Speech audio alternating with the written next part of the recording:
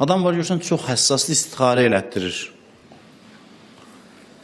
Ağlına bir adam kimi de istixarə elə. Görüm necə gəlir. Bununla evlənim yoxsa yox. İstixarə eləyir, yaxşı gəlir. Məsələn, yaxşı gəlir, evlənir, qadın buna əziyyət verir. Deyir, nə oldu bəs bu istixarə? Yəqin ki, istixarə eləyən səhv eləyib. Səhv eləməyib istixarə eləyən. İstixarə eləyən düz eləyib, amma sən başa düş ki, sənə ən münasibi budur. Səni bu adam eləyəcək. Sadə dillə desək. Sənə beləsi lazımdır. Allahın məsləhəti buydu.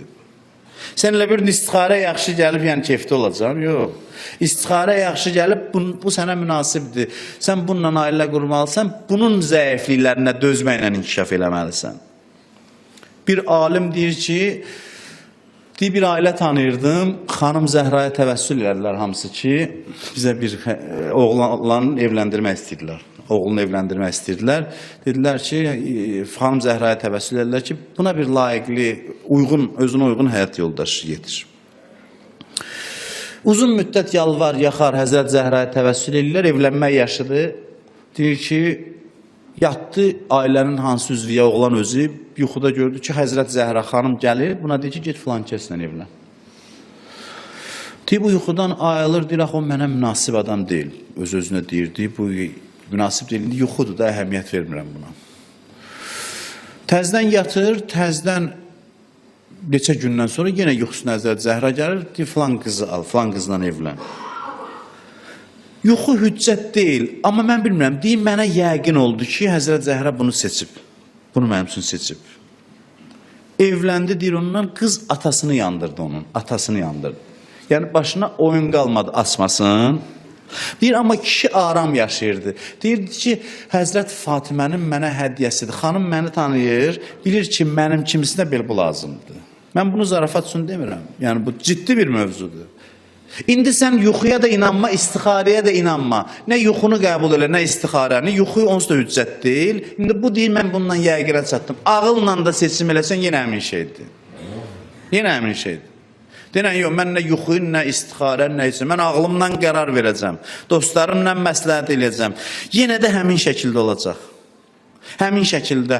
Bax, analiz elə onda olan xüsusiyyətləri görəcəksən, ilahi, bunda olan zəifliklər tam məni düzəltmək üçündür. Elə bil, Allah milyonların içindən bunu seçib mənim üçün. İndi ki, evləndi bir kişi ilə bir qadın, bir müddətdən sonra bir-birində olan fərqliliklərə baxsınlar. Bir dənə qayda deyin sizə, evlənməyənlərə, evlənənlər də gec deyil, indidən bilsinlər. Kişilər və qadınlar hər ikisi öz həyat yoldaşında bəyənmədiyi xasiyyət var ha. Bundan xoşum gəlmir. Düz deyansın o bəyənmədiyin üstündə, desin, bax, bu xasiyyət mənim təkamülümə təkan verəcək. Onda ki, nəyi bəyənmirəm, onu Allah proqramlaşdırıb ki, ona dözməklə mən inkişaf eləyim. Hansı xüsusiyyətləri ki, bəyənmirsən, o xüsusiyyətlər sənin inkişaf vasitəsindir. Və qadınlarda da, kişilərdə də belədir. Bu mənim sözlərim deyil, şübhə altına almayın. Bu sözləri hamısını hədislərdə bəyan edirlər. Hər sözə bir hədis oxusam, vaxt uzalmış olaram. Ona görə məcbur olaram, izah edeyim sizə. Allahın hikməti əsasındadır, mütləq. Bir-birinizdə bəyənmədiyiniz xasiyyətlər var, ikisinin inkişafı oradadır. Əgər həyat yoldaşın o nöqsanını düzəltdi xasiyyətində inkişaf elədi. Düzəltmədi, sən səbr eləyib inkişaf eləyəcəksən. Qarşılıqlı həyat bunun üçündür. Nöqsanlar üzə çıxsın, insanlar öz nöqsanını düzəltsin, düzəltmədiyi müddətdə də o birisi onun səhvinə, nöqsanına səbr eləyir və inkişaf eləyir.